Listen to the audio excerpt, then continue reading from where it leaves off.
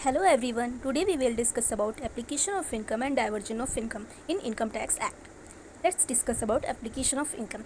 Application of income means spending of income after it is being earned by the SEC. इसका मतलब ये है कि SEC अपनी इनकम अर्न करने के बाद में उसको किसी चीज़ पे स्पेंड करता है। इसका मतलब है कि इनकम एसएससी के हाथ में आ गई होती, उसके बाद वो किसी को भी देता है या फिर किसी चीज़ पे स्पेंड करता है, और ये जो अमाउंट है एसएससी की टोटल इनकम से एक्सक्लूड नहीं होता है। एसएससी की टोटल इनकम टैक्सेबल होती है। अब आते हैं डाइवर्जन ऑफ इनकम पे। Diversion of income is the process of diverting income before it is earn by the assessee. इसका मतलब ये है कि डाइवर्जन ऑफ इनकम में एसएससी अपनी इनकम अर्न करने से पहले ही वो इनकम किसी और को डाइवर्ट हो जाती है, उस पर किसी और का ओवरराइडिंग टाइटल बन जाता है, और ये वाला जो डाइवर्जन ऑफ इनकम होता है ये एक्सक्लूड कर दिया जाता है एसएससी की टोटल इनकम में। इस पर कोई भी टैक्स नहीं लगता है। तो चलिए अब इसके केसेस को डिस्कस कर लेते हैं। सेकेंड केस है सीआईटी वर्सेस शीतल दास तीरथ दास। इस केस के फैक्ट इस प्रकार हैं कि इसमें एसएससी अब कुछ अमाउंट जो होता है वो डिडक्ट करना चाहता है on the basis of diversion of income, because he was required to pay these sums as maintenance to his wife and his children. But उसका जो ये कंटेंशन होता है वो इनकम टैक्स ऑफिसर डिसअलाउ कर देता है। वो कहता है कि ये जो आपने इनकम स्पेंड किया हुआ है वो इनकम ऑफ एप्लीकेशन है, ना कि डाइवर्जन ऑफ इनकम। तो इस केस में मेन इशू यही होता है कि जो एसईसी ने ये जो इनकम स्पेंड किया है अपनी वाइफ पे और चिल्ड्रन पे, ये एप्लीकेशन ऑफ इनकम है या डाइवर्जन ऑफ इनकम है। अब देख लें कोर्ट के ऑब्जर्वेशन और डिसीजन पे। सुप्रीम कोर्ट इस केस में एक केस रेफर करती है, बिजॉय सिंह दुधारिया वर्सेस सीआईटी। इस केस में प्रिवी काउंसिल ने डिसीजन दिया होता है, no charge on the property was created and matter does not fall to be in application diversion of income. अगर प्रॉपर्टी पे कोई भी चार्ज नहीं किया गया है तो फिर वो एप्लीकेशन ऑफ इनकम होगी, ना कि diversion of income. The wife is in this present case में wife and children of SEC received a portion of income of the SEC only after the SEC had received the income as his own. इस present case में जो SEC की wife और children होती है वो उनको इनकम कहाँ से मिल रही होती है? एसईसी की इनकम में से ही उनको वो पोर्शन मिल रहा होता है जो कि एसईसी अर्न करने के बाद में देता है। And further observe court that when the income does not reach the hands of the SEC due to diversion under an obligation, it is deductible.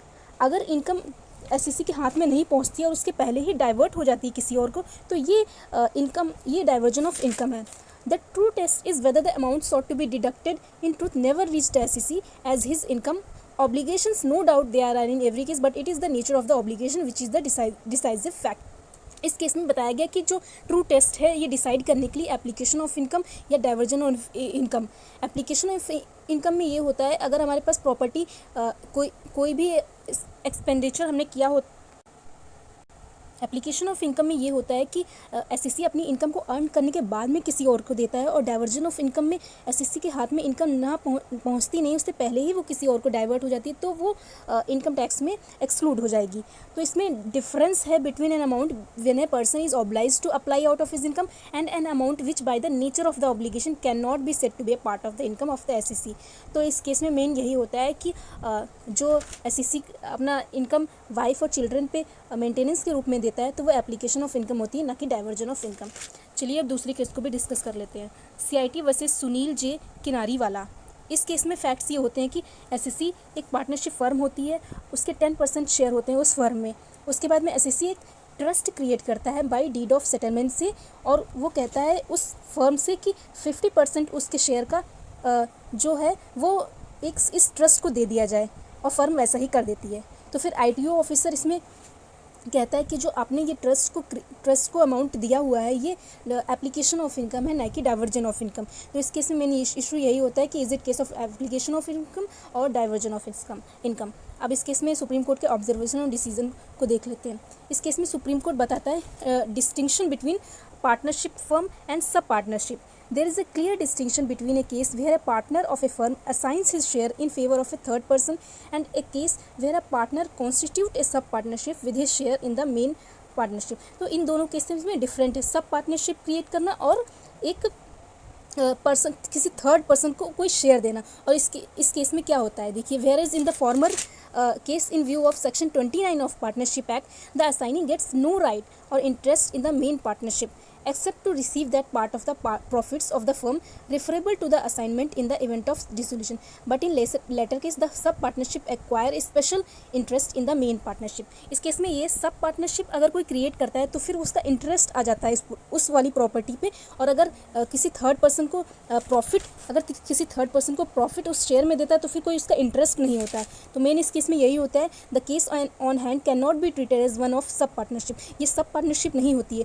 इसमें ट्रस्ट जो होता है as an assignee becomes entitled to receive the assign share in profit में जो share होते हैं वो trust को मिलेंगे, ना कि सब पार्टनरशिप की तरह, बिकॉज नो सब partnership came in to existent but as assignee of the share of income of assignment. So ये केस एप्लीकेशन ऑफ इनकम का है. यहाँ पे एक third person becomes entitled to receive the amount under an obligation of an SSC even before he could lay claim to receive it as his income.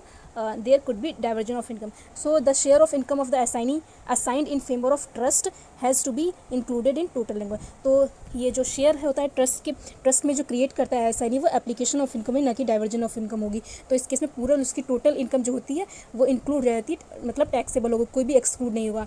तो I hope आपको ये दो cases समझ में आएंगे. Please share, like and subscribe this channel. Thank you so much.